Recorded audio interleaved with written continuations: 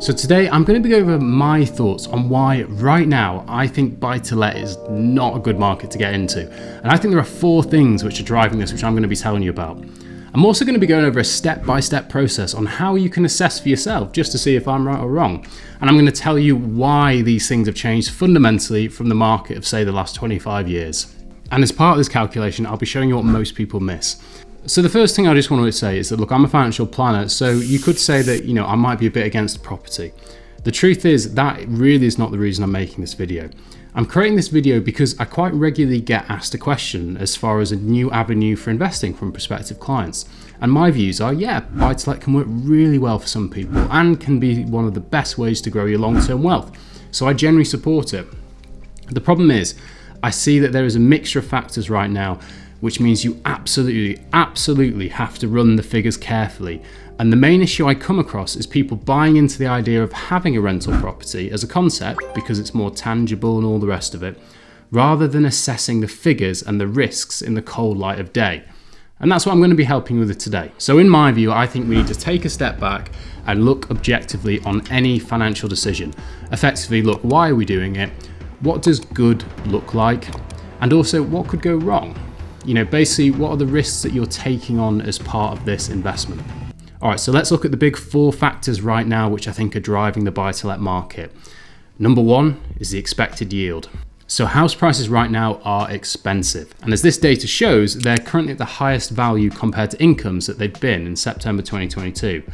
Whether it's a home, stock, or a bond, the fundamentals of investing is that the price of an asset is relative to the income it produced, its current projected, or to be technical, its discounted cash flows. And look, buy-to-let housing is no different to that. Because the asset you're paying for is expensive, the yield is low, with analysis from BuiltPlace which stating the gross rental yield on average for properties across the UK is sitting at 4%. But that's 4% before costs, taxes, inflation, just 4%. And also that is just rental yield, so it's not considering capital appreciation. I'm going to start first assuming you're a private landlord, and then I'll switch to a basic rundown of a limited company later. So number 2 is changing in interest rates or just financing costs. So maybe you're thinking from the 4%, yeah, it's not the end of the world, right, for rental yield. Well, unless you're buying outright, you now have the huge cost to contend with, which is financing that debt. Typically on a like-for-like basis, buy-to-let mortgages are around 1% additional in interest rates above residential mortgages. As we know, interest rates around the world have spiked hugely compared to what we had in 2020. Currently, buy-to-let mortgage rates are around 5-6%. You typically need a deposit of at least 25% to get a buy-to-let mortgage. So let's say you've got a £250,000 mortgage remaining on your buy-to-let at 6%. Which is repayment. Now your mortgage costs here are £1,610 per month. Big problem is, as I'm about to tell you, even if the rent comfortably covers this, you need to account for something else big. So we need to acknowledge that the era of free money is over, and one of the big things people miss with property prices is that they were heavily supported by falling interest rates. So it should be expected that capital appreciation of properties is unlikely to be as strong going forward without that tailwind. And anyway, going back to the big issue, taxes. Compared to the position in the last couple of decades, the tax position around being a buy-to-let investor has changed hugely. This means the cost of just having a mortgage before you made any profit has increased, and this is where we get to Section 24.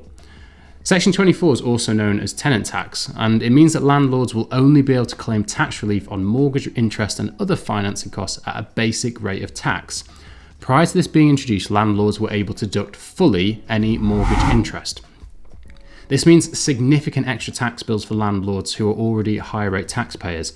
So for buy-to-let landlords, even though it might feel like being in business, the reality is, as an individual, you're taxed as if you were taxed on your revenue as a business, not on your profits. So let me just go through a quick illustration of how Section 24 works with just some very basic figures.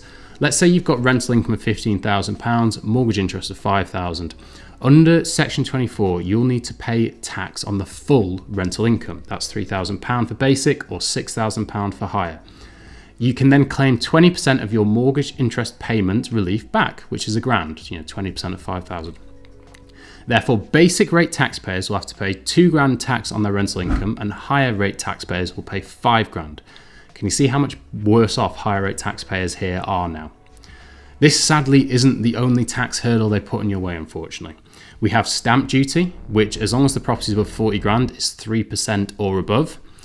Then when you come to sell it, there's capital gains, and there's an 8% surcharge on any gains compared to normal capital gains. So very briefly, how the capital gains situation works is it's the gain on the value of the property since you bought it compared to when you sold it, minus any allowable deductions. It's then taxable on the owner. Every individual has an exempt amount for capital gains each year. Now this year it's 12,300. Next, it's dropping down 6,000, and the year after 3,000, and that was one of the big changes in the autumn statement. Once you're above this exemption, assuming you don't have any personal allowance, it's 18% if it lands in your basic rate, that gain, or 28% if it's in your higher rate. So potentially, even when you sell it, much more tax to pay. Anyway, the number 4 is cost of business. And basically, this is all the stuff that I think sometimes gets missed when people think about having a buy-to-let property. And let's do a brief rundown. According to Habito, whatever. Anyway, in the last year, people paid on average about £280,000 for a property. That means, let's say it's a buy-to-let deposit is around £70,000, that 25% I mentioned earlier. There's arrangement fees, they tend to be about £1,500, that's the cost of administration setting up the mortgage. Valuation fees about 150, conveyancing about £1,000, this all obviously varies lots. Potentially service charges going forward, depending on if you've got a flat or if it needs maintaining, which can be small amounts to many hundreds a month. Stamp duty, as I've mentioned. And then there's legislation, understandably and rightly, that you have certain certificates like electrical and gas certificates. And there's always the unexpected, whether that's general maintenance, void periods for tenants, 18 months spending trying to get rid of a tenant who never paid the rent. But do you know, after all of that, the big one that people miss, it's the cost of their time. A lot of people really get involved to buy to lets, and if it's something you enjoy, fill your boots, great. But where it can really go wrong is where I see people seeing it as a route to truly passive income. The reason why I think it's important we consider that is, let's say you've got good earnings, earning like 60 grand a year. Roughly your hourly rate on basic calculation is about £29 per hour.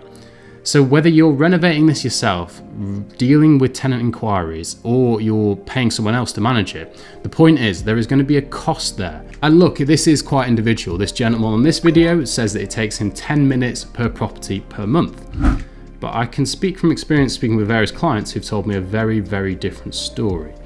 And for everyone who does 10 minutes per property per month, there's also people like this saying the tenants stop paying and trash the house. But whatever your views are, the market is certainly seeing a slowdown. And if you have a look at this data from Hamptons, sales are currently and consistently higher than purchases. But by the way, before I go into the next section, why not please consider subscribing to the channel? I've got a ton of videos here on personal finance, retirement planning, and making good decisions. And let's be honest, right now, it's kind of an area you need to keep on top of. Okay, so before I go over the figures, I need to give you a very quick, oversimplified comparison between holding a buy-to-let individually and within a company. So why would you do it within a limited company? Well, a limited company is its own legal entity. The key benefit though is that the mortgage interest is fully deductible. So I just showed you that for a high rate taxpayer, that's a problem for individually held properties. Okay, so you'll pay corporation tax on any profits in a limited. Corporation tax will rise from 19% to 25% from next year, although the current rate of 19% will still apply if your profits are 50 grand or less. Now, within a limited, you also have a lot more control over when you distribute profits, and there's a bit of flexibility there. So, sounds great, right? Isn't a limited a no-brainer? Well, bear in mind, you still need to get the money out of the company. If you're a high rate taxpayer and you want the money each year, you're still going to have to pay tax when you take out the profits. The dividend rate is 33.75%. So add that to the 19% corporation tax and you're at 52.75% in tax. So here's the thing. Buying a property in a limited is likely to be more beneficial if you don't need to take the profit and you're a high rate taxpayer above. But if you're a basic rate, there's not much in it. And don't forget, if you do have a limited, you're going to have accountancy costs and all the rest. If it's just one property, you really have to ask yourself, is it worth it? And make sure you add in the cost of your time that I was discussing earlier when thinking about that. However, if you are willing to play the long game and consider using some of those profits to perhaps fund a pension, subject to some other pension rules I won't go over now, that can really be a tax saver. I'd always suggest speaking with a property specialist accountant before making any proper decisions here. Okay, so I'm going to run the figures now, and there's some calculators in the description which you can have a play with. Now, I'm not going to assume you're a full cash buyer, and I'm going to assume you are affected by the mortgage rate increases. Now, you're going to have to bear in mind that there are so many options with things like refurbs and all the rest. I'm doing this on a simplistic basis. You can tweak and change, and you might get very different results. So let's continue with that £280,000 property, which appears to get you a 2-bed flat in Manchester. Actually, one of these block of flats I'm showing you now is one that I used to live in a few years ago. So let's assume that you buy that with a 70 grand deposit, and that gives you a 75% loan to value ratio. I've added in some reasonable costs here along with the purchase, nothing too crazy I don't think. And I'm going to assume rent is £1,600 a month or £19,200 a year, which is very punchy. Apparently rent has skyrocketed in Manchester, but I can promise you when I lived there it was way lower than that. And in fact, do you remember that average gross rental yield of 4%? Well, in this example, that's a 6.8% gross rental yield, way above the national average. So using that 5.5% interest rate, which is a decent guide at the moment on an interest-only buy-to-let mortgage, that means you'll be paying £11,550 per year in mortgage interest alone. So let's go over and predict how much money you'd come out with. And I'm going to round the figures here because this is all estimates anyway. If you're a higher rate taxpayer, you will earn, with those assumptions, £1,500 per year. If you're a basic rate taxpayer, you'll earn £5,100 per year. And in a limited company, you'll earn £5,200. But this doesn't include accountancy fees, and if you want to draw down on that income, you'll probably have to pay dividend or whatever rate of tax you're at. If you flip any of these scenarios to repayment mortgages instead of interest only, where you pay down the capital on the mortgage instead of just the interest, this becomes, or at least on a money coming in versus money going out exercise, a loss-making exercise. And here is the net rental yield for each, and that's basically what you come out with after tax against the £280,000. Now, you could fairly argue that maybe you should be comparing it against just what you put in, the deposit. But bear in mind, you are taking the risk on the £280,000, and that's really how you should calculate the total yield.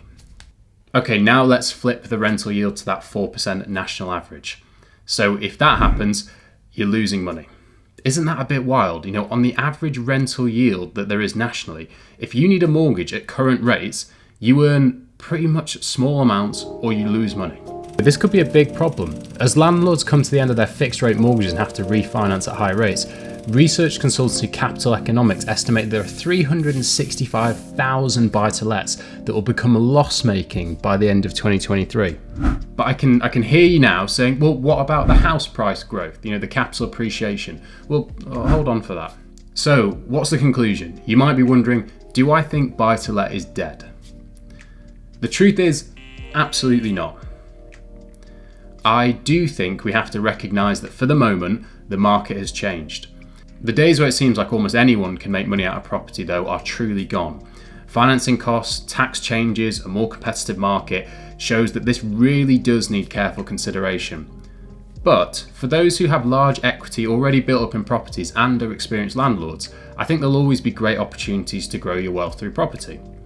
I also want to mention that for those celebrating this landlord's pain, I'd hold on there. Landlords are in a position may have to choose to up rent or sell up.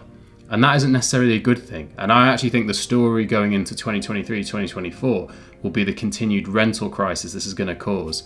And that will unfortunately catch a lot of people out who maybe can't afford to buy yet. And it's important to bear in mind, in my example, these were examples of those who need leverage. They need a mortgage at the current rates to make the plan work. Not all landlords are in that position at all. But in my view, the things that we need to try and avoid like the plague would be needing a big mortgage at current rates to make the plan work, perhaps maybe having a demanding career so you're short on time anyway, and not having a full grasp on what is a challenging tax position. And those people could get badly caught out. But why don't you let me know your thoughts in the comments, and if you feel that buy-to-let as an opportunity is dead or not. And going back to that question, will landlords be bailed out by house price growth? Well, I've done the perfect video on this where you can find that out.